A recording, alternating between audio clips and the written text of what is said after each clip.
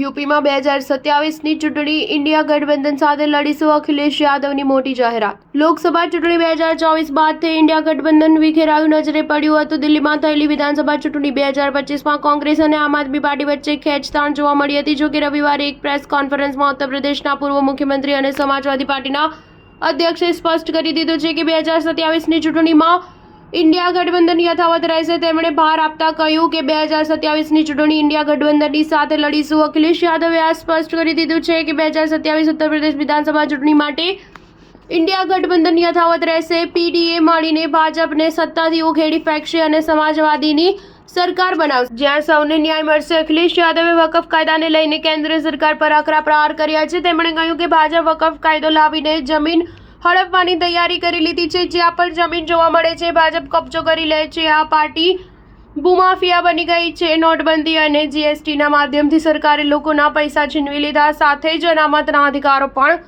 ઘટાડ્યા. Star news 7 હંમેશા સચ્ચાઈની સાથે.